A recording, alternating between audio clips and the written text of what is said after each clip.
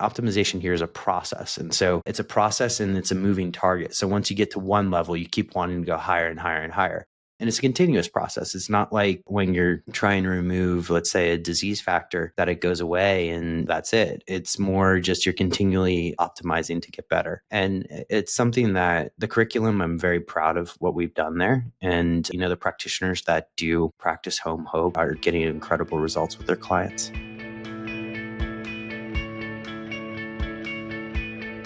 Welcome, everyone. I am so excited to be here today with Boomer Anderson. Boomer, welcome to What the Fundraising. Mallory, it's so good to be here. I'm really excited to have this conversation and to interact with you in this manner. Same here. And there's so much that we could talk about, but why don't we start with you just introducing yourself to everyone and telling folks a little bit about what brings you to our conversation today, and then we'll dive in. Sure. So it's funny because I use my family reunions as sort of a gauge as to how much my parents understand or my cousins understand what's going on in my life and what I'm doing. And, we're progressing, let's say that. But I serve as the chief executive officer of an organization called Smarter Not Harder. For those listening, the most popular thing that we've done out of that entity is something called Troscriptions, where we provide formulations in the form of a buccal troche. We say formal formulations because we're looking to solve nutraceutical problems with an effect. So things like sleep, stress, focus, all common issues of this modern day age. We provide solutions, elegant solutions to that. Now, the probably more germane aspect of my roles to this conversation is I also am the chief executive officer of Health Optimization Medicine and Practice. And there at Health Optimization Medicine and Practice, what we're doing is we're educating doctors and non-doctor healthcare practitioners on how to optimize for health rather than treat disease. And I say that because it is a nonprofit and it's deliberately structured as a nonprofit because none of us at the education side of it draw a salary at all from the organization. And we want to, the mission there is really to change the healthcare system. And maybe it's worth, Mallory, if it's okay with you, just going a little bit of a story background on me to educate why that's, to me, a very important mission to have. I think there's some obvious factors and things wrong with our healthcare system. It costs $12,000 a year on average for a person to get healthcare in this country. And this is, we're talking the United States. I've also lived in the Netherlands, Singapore, and can say that there's pluses and minuses of every system. Physician burnout is a real thing because a lot of being a physician now is administrative work. And, all of these issues, of course, are very, very important to deal with. And our healthcare system does certain things very well. Like if you have an injury, you get fixed. If you have a situation where you need a hospital, there's something there for you. But when I was 20 years old, I knew I had a future health issue waiting for me. My grandfather was obese. He died of a stroke/heart attack well before the age of 70. My father is overweight. He has also some substance abuse issues. And I sought ways to proactively address this. I was fortunate enough to get an annual physical every year. That's not something that's available to everybody. But every year, the doctor kept saying to me, you're okay, you're okay, you're okay. And you look at things like cholesterol, and my cholesterol is fine. But inside, I kind of was wondering, why do I have brain fog? Why do I not feel a zest for life every day? Why do I not wake up using an old Wall Street saying of wanting to bite the ass off a bear?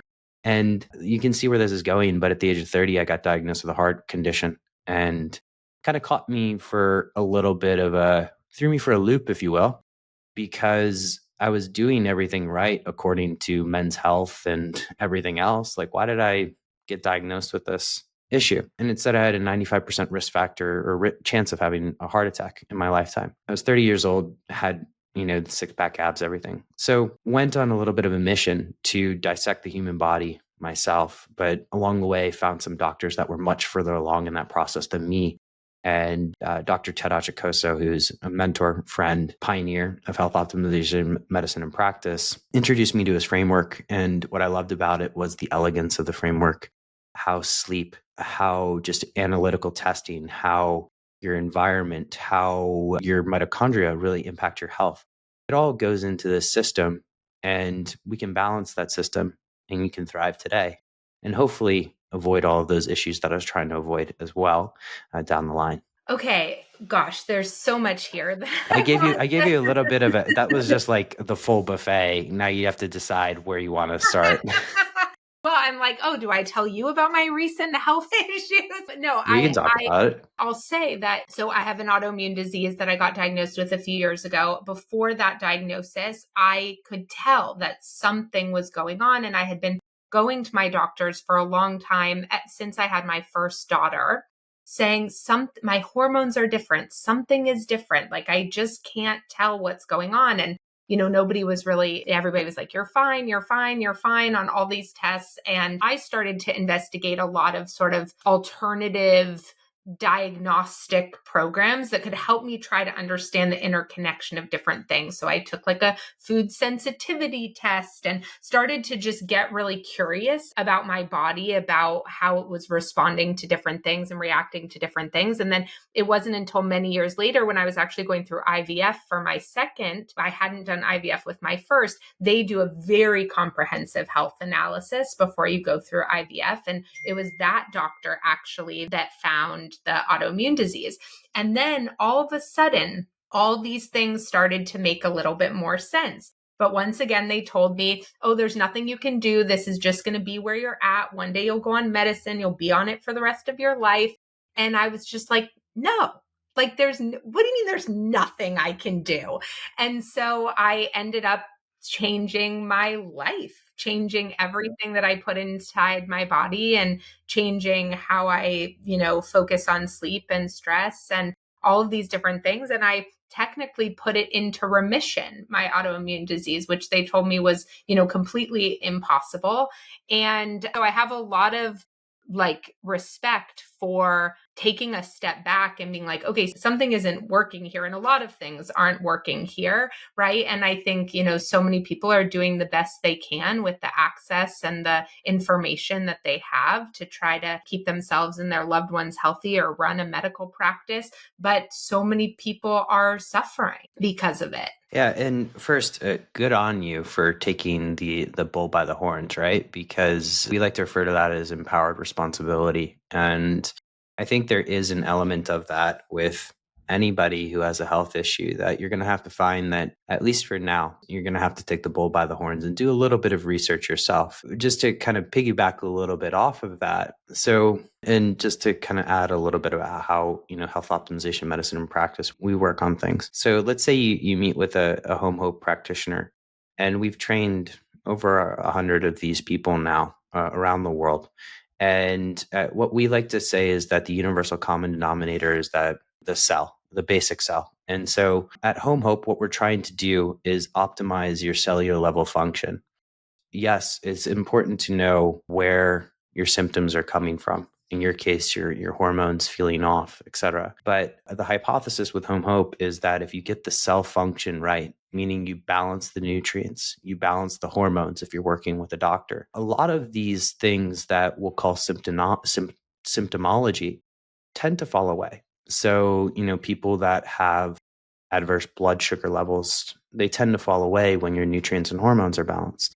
And with that, you also see things like that zest, that brain fog fall away. All of those energy levels that, in this age of distraction, we all value so much, they tend to come back. And you see that people, again, optimization here is a process. And so it's a process and it's a moving target. So once you get to one level, you keep wanting to go higher and higher and higher.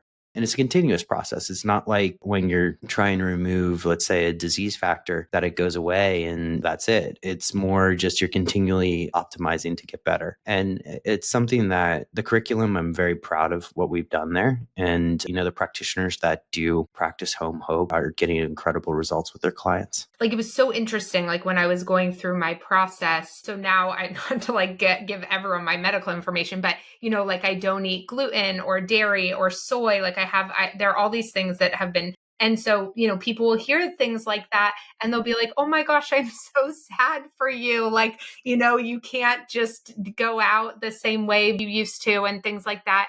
And for me, like, I'm not sad for me. Like, I'm like, No. I feel so much better. Like, I'm very happy for me, even though, yes, do I miss like pizza once in a while? Totally. But so many people's reaction was like, but why don't you just want to take the medicine that they're like giving you? And so, how do you like, it feels like we are in this society of quick wins or, whack a mole games where we just kind of want the fastest solution that Yeah. requires the least energy on our part, perhaps, which I think as we become more and more overwhelmed by all the stimuli, as you mentioned, that makes a lot of sense, right? We're just so overwhelmed. We're like, just tell me what to do, give me the thing that we need. How do you find, like, how do you all help folks stay committed to something that is about small steps and optimization over time? Such a good question, and thank you for asking it. Now, let me address the first part, overwhelm, and then we'll talk about the committed part afterward. So, the overwhelm in particular in this day and age of ChatGPT or whatever, Google, influencers, all of this stuff, is a very real thing, particularly in health. And I would know when I tried to go and dissect this all myself, I went and spent hundreds of thousands of dollars trying to figure it all out. But what if we could start you down a path where you put a filter on all of that information? Because that filter is your own biochemistry. What every home health practitioner does with their clients is they come in, they have a certain level of test that they do. They do metabolomic testing. They measure over 300 different markers to determine what nutritional supplements you need. You'll do gut immune system function testing, a 3-day stool test, because a 1-day stool test, I have yet to meet anybody who empties their small intestine in 1 day or one bathroom visit. But you do a 3-day stool test that tells you your balance of bacteria in your gut, whether or not you have maybe parasites or perhaps a pathogenic bacteria. And then you look at something like a food sensitivity test that you mentioned. There's one in particular one that's good out there in terms of ability to be replicated, but there's also several other food sensitivities tests that do a really good job of getting people to buy into the diet of you. And what I mean by the diet of you is with all of that information, which is several hundred biomarkers, I can tell you exactly what supplements Mallory needs and the doses that she needs them.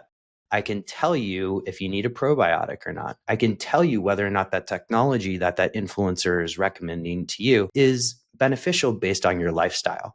And so it allows you to put that filter on the world. So let's say you're getting 100 pieces of health information a day. And if you're like me and consuming this stuff, it's more than that. And so what are the ones that are directly relevant for Mallory? Well, it could be 2 or 3 of those. And then those 2 or 3 of those, you magnify and glass them and see, like, how do I actually implement them in my life?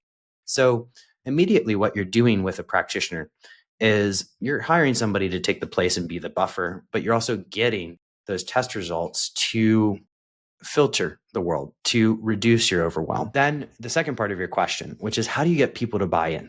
Well, have you ever seen the movie Boiler Room? And maybe you haven't. It was A long time ago, a yeah, really exactly. long time ago. So I use this analogy with all of our students. And in Boiler Room, Ben Affleck comes in and he's like, show somebody a 3% return and they'll trust you with their kids for the weekend, right? In health optimization, medicine, and practice, our goal is to get you addicted to health.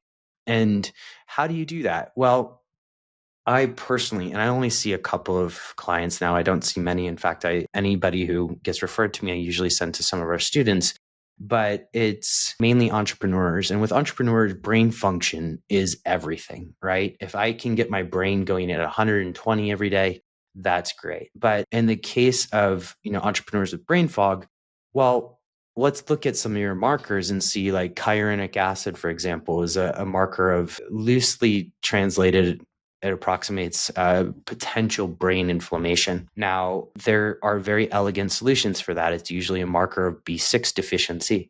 If you give an entrepreneur who has an elevated level of hyaluronic acid, B6, and it resolves itself, they notice all of a sudden the brain fog goes away. That's a very quick fix. And so now all of a sudden they've got that 3% return. And they're like, oh, what else is this? Similar to you with your autoimmune condition, right? Begin to feel better. And then you remember, what it's like. Or let's say you follow a paleo diet for 30 days and you deliberately go off the wagon and you know how good you felt on that diet, or in your case, with your autoimmune condition in remission. So you felt so good. And then you go off the wagon and then you realize how different it feels, how much worse it feels. And you want that situation, you want that feeling to come back right away. Mhm.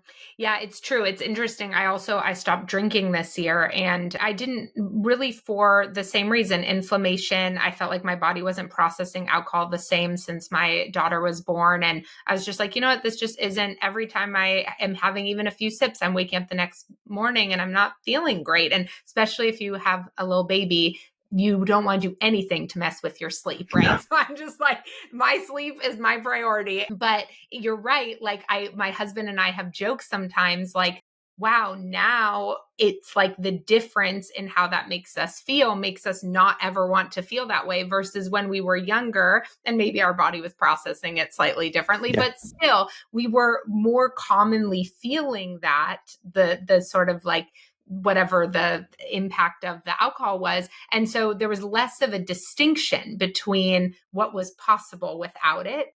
And now it's like exactly to your point. I'm like, oh, why would I ever pass up feeling like my full self when I know how And to there's a do lot that? of anxiety around giving up alcohol. I was one of those people, similar to you. I gave up alcohol a few years ago now. And there was a lot of anxiety around giving it up. Like, how would I be social again? You know, how do I go out to dinner and enjoy myself when all of my friends are drinking and all that stuff? And I think those 30-day challenges certainly work initially. They give you a taste of what it's like to, get good sleep without alcohol.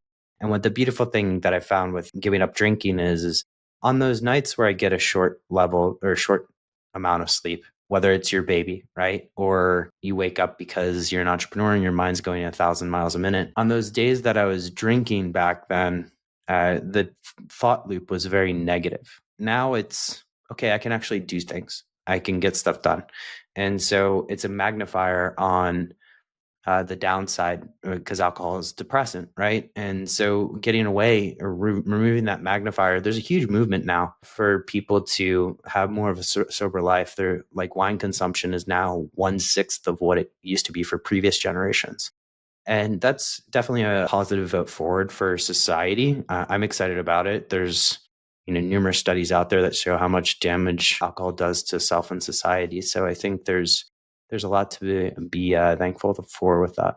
I'm curious, can we talk about that piece, sort of like the cultural piece to all of that? Because whether it's alcohol or what we eat or have stopped eating, or even sort of who we go to for medical advice, right? Like there's a lot of different types of stigma or judgment around some of those decisions. Some of it may be related to what people think about that solution, but some of it might be related to people's own discomfort, right? So, like I found with drinking, most of the people in my life like could care less if I drink or not. Like I'm a riot sober. So, Yeah. but once in a while, somebody will get kind of uncomfortable. And I can tell that it's about that they think I care about them drinking, which I don't at all. But I'm sort of like witnessing this cultural moment of like, I'm disrupting, I don't know, a perception that they wanted to hold about the situation or something like that. I don't even know exactly, but I'm curious, like, I feel like we are in an age where people are deciding to handle their health situations or their wellness in a lot of different types of ways. And kind of like, what are some of the cultural implications of that? Like, how do we honor people using different types of um, providers? Or I've always done a lot of like Eastern medicine practices. And, some of my friends woo woo me away and others are like, give me a recommendation. But how do you think we're going to need to, as society, kind of manage this as we see such differentiation around care and wellness? Yeah, it's a good, fantastic question, right? And a lot of what you're talking about, I kind of label as social cultural programming. And that can play in many different elements, right? Some of that comes from family. I grew up in a family that part Midwest, part East Coast. We had certain dynamics, certain relationships to food. My mother was also a yoga teacher, so I've totally embraced the woo in the past. And I'm one of those people that will dissolve boundaries and look at what works, see what the evidence is, and use that to inform my decisions. Dr. Ted likes to call it evidence-informed medicine. And so with other elements of social cultural programming include coworkers. And we'll get into coworkers a little bit here because my previous life in finance, there's a certain stigma there. And then you also have religion. Religion can play a huge role in people's perceptions about different elements. And so let's take those three because I could spend the whole podcast talking about all of these. And then we'll probably put a broader element around society and some of the shifts that I think could be necessary. So if we start looking at, family and the family you're raised in, there likely is some sort of perception when it comes to alcohol in your family. Either you come from maybe a religious background, now we're overlapping, or you come from a family that doesn't drink and therefore they weren't supportive of you drinking, etc. That can certainly shape somebody's thinking. You can have it in religion where they're supportive of drinking alcohol, but in using substances or psychedelics, it becomes very much a poo-poo thing. And then you have societal level, right? And so societal level right now, we have, and I wouldn't call it an antiquated healthcare system because, again, there's certain things we do incredibly well in our healthcare system. It's very expensive and there's a lot of administrative costs to it. And so there are a few things that need to really happen in our healthcare system in order to make some of these trends, if you will, alternative medicines more accepted and but also more talked about. And health insurance in particular does not cover anything that resembles preventative medicine. And so if you look at what would be amazing is this metabolomics test that I talked about, making the metabolomics test a cornerstone of health insurance and making it covered by health insurance could actually lead to lower costs for health insurance providers over time, right? And because you're helping people preventively address their health, preventively know what nutrients they're deficient in and address them early. Hopefully they can avoid situations like autoimmune conditions, et cetera. You're also encouraging them to adopt better behaviors. One of the bigger stigmas to me in society is if there's a study by David Nutt in the United Kingdom who looked at harm to self, harm to society, and mapped, I think it was like 20 different substances. And alcohol was either number one or number two. And number one, I think, was heroin, right? Harm to self and harm to society. And then we have this stigma put into us by the Nixon administration. And part of it is justified, right? Around other substances, things like psychedelics, et cetera. And there is this movement that's somewhat of a third wave, if you will, of people that are looking at these substances for the purposes of mental health. Now, if we're talking about stigmas, one of the bigger stigmas that exists right now is around mental health and people talking about it, right? We have issues I mentioned earlier, physician burnout, but also issues around anxiety, depression, a lot of mental health conditions. And I'm not sure that our hybrid work environment or remote work environment has made these any better. But what I am grateful for is that we are now talking about them more. And, some of these substances, which were kind of cast off and thrown into, what I would call sort of a dark zone that that nobody was meant to talk to again, they're actually bringing them back out and seeing like, hey, something like a ketamine can be useful for treatment-resistant depression. Something like, psilocybin can be useful for people that are looking at end-of-life care. So these types of things, these shifts in stigma are happening. And we're also looking at people that are willing and wanting to take a more proactive preventative measure on their own health. Yeah, thank you for sharing all of that. And we had the executive director from MAPS on the podcast last year, great. 2 years ago. Yeah, because I do think, MAPS has had a very interesting fundraising journey, which is pretty phenomenal, to $100 million over the course of 30 or 40 years he's raised, and to fund a ton of medical research when NIH, without any government support, which is a really interesting way for sometimes how we have to think about doing things that are conflicting with societal norms in the moment that they're in. And so I think they're a really interesting sort of example of that. And I think one of the things that was really interesting to me when I interviewed him, Richard Doblin, is that, he talked about a lot of the like really kind of diverse cohorts of folks that were supporting some of the research, right? So war veterans and like all these sort of groups you wouldn't necessarily think would be working together to get some of these drugs approved for things like PTSD or end of life care. And so I think it's a great reflection what happens when we can step back from our programming and get curious about something that maybe we've always had one lens towards because of however we learned about it or whatever our lived experience has been in relation. Like, I don't want to undercut that either. But yeah, I think what you're saying is really important.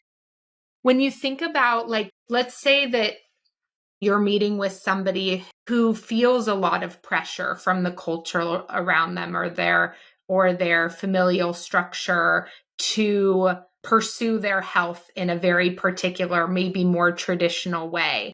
But they're listening to this and they're like, gosh, like I feel this, gut sense or desire to maybe take a step back. And I've been really lucky. My husband is a chemical engineer. He's a scientist, but his mother is a massage therapist and does Reiki. So he is like truly the like fusion of all the things. And so, but I know like, so many people deal with pressure in their environment to, I don't know, like stay the course or be more traditional, not veer off into the quote unquote woo woo, even if there are, thousands of years of evidence of certain practices being helpful. How do you help people give themselves permission to find their agency in some of that? Baby steps. And what I mean by that is if you're in a situation whereby, let's say your family is not supportive, you going down this route of getting all of these metabolomics testing just because you want to optimize your health and you want to live your best life, but also you kind of view that as the path forward. So like there's baby steps, and I think you can move families along with you on those baby steps. So what do those baby steps look like? Well, there's a series of what I would call well statements Dr. Ted made a few years ago, and I think it's very pertinent here. Sleep well. So I think it's universally accepted now to look at sleep as a particularly good agent in a healthy life. And, taking your family and saying, maybe we introduce somewhat of a sleep routine. That's not necessarily going to counteract with a lot of programming. There's eat well. Eat well, I'm going to table that one because in certain families that could actually be very hard. Drink well, hydration. Taking your family and say moving them off of the Coca-Colas of the world, or I probably shouldn't say the brand, but like the pop or soda, depending on what part of the country you're in, moving them off of that and trying to introduce, waters or different types of beverages that have less sugar in them. There could be a knock-on benefit there. And then you have things like relate well. Well, your family probably wants to relate with you better, right? And so having a better relationship with your kids, with your spouse, with your parents, etc. I haven't seen any sort of social cultural programming that would object to that yet. Sunning well. Our bodies are, and these are all free, by the way, and that's why I'm kind of introducing them here. Sunning well. Our bodies are run in a series of rhythms. There's a study of it called chronobiology or biological rhythms. And one of the main things that can sync those rhythms is sunlight. So taking your family outside and getting them introduced to sun, maybe 10, 15 minutes in the morning every day. If it's a Chicago winter, maybe 5. But sunning well, grounding well, getting outside and putting your feet in grass if you can. And of course, all of those things end up adding to that ability to relate well, but also that ability to relate with your family. And the undercurrent there is health. So if you're doing all those things well, and eventually you'll introduce the eat well, because eat well can be very problematic in certain families, but you can introduce the eat well again in steps. What everyone around you should notice, and everyone you involve in this should notice, is that they're generally feeling better. And getting that sort of feeling better moment where you say, oh, remember this time 3 months ago when you said you couldn't get out of bed and now you're energized and able to do things? Well, by the way, we've been doing little micro habits along the way that have caused you to feel better. Success is addictive. Now, if you can get everybody addicted to the same feeling of success, then you're great, right? And so that's a good way to dissolve some of those resistances in ways that people wouldn't necessarily try to fight initially. Yeah, okay, that's really interesting. I like that. And also recognizing that, there's going to be, or like, there's so many different entry points, right? So if one thing is particularly hard for your family, what is one thing that's just maybe not something you haven't explored before? Yeah, such a good point, right? So, and I keep coming back to food because, people want their French fries, right? But if food is the hard vector to go into, then why don't we check out sleep? And if sleep is the hard one, why don't we check out movement? Can we get everybody to go out and exercise? That's another hard one sometimes. So can we get people to go out and put their face in the sun? That's a little bit easier, right? And a lot of people like to go to the beach. How do you feel at the beach? You feel more relaxed, etc.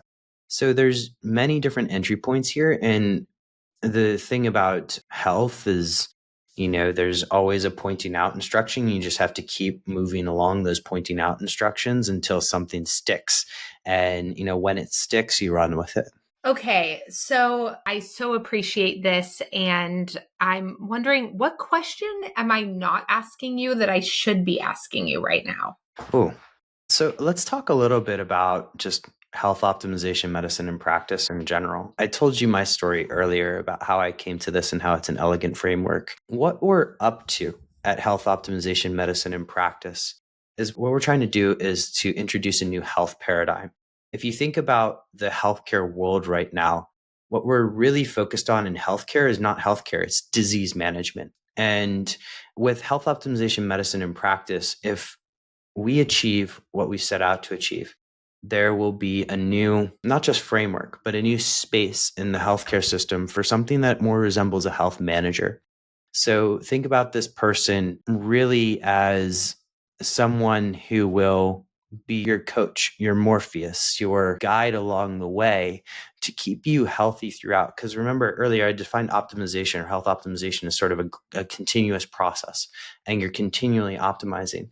So at Health Optimization Medicine and Practice, we're looking to create that health manager to guide people along that way, to get physicians, to get alternative health practitioners, to get everybody back to practicing what they originally intended to practice, which was health. And so how do we make people healthy again? It's really starting with balancing anabolic and catabolic processes in the body, bringing your nutrient levels back to when you were 21 to 30 or evolutionary optimized, and allowing you to live that young, fresh, energetic life, or what we call rejuvenity today. Again, we're a nonprofit. All of the money that we either raise or accept from tuition fees goes back into the education. And we put on a symposium every year that is very fun. This year, it's likely going to be in Boulder, Colorado in October or November. But last year we had it in Las Vegas. And so it's a fun group of change makers that are really out there to do good in the world. Okay, thank you for sharing that with us. And I'll make sure that we have the links below to share with folks when this episode comes out so that they can go and check that out as well. Awesome. Well, I really appreciate it. Where should they go to connect with you? I know this is one area of what you do, but if they want to learn more and connect with you, where should they go follow along? Me directly is probably best on LinkedIn. You can find me Boomer Anderson. Not that hard to find boomers out there. I am occasionally on Instagram, although less and less, and reach out via either Home Hope or nonprofit or transcriptions that'll eventually get up, and get to me. And yeah, I really appreciate the opportunity. We're always looking for change makers, people out there who are doing good in the world to both collaborate with, work with, learn from, all of the above. Awesome. Well, thank you so much for all your time today and your wisdom and sharing your story and the work that you do. I'm so grateful. Thank you, Mallory. I really appreciate the time.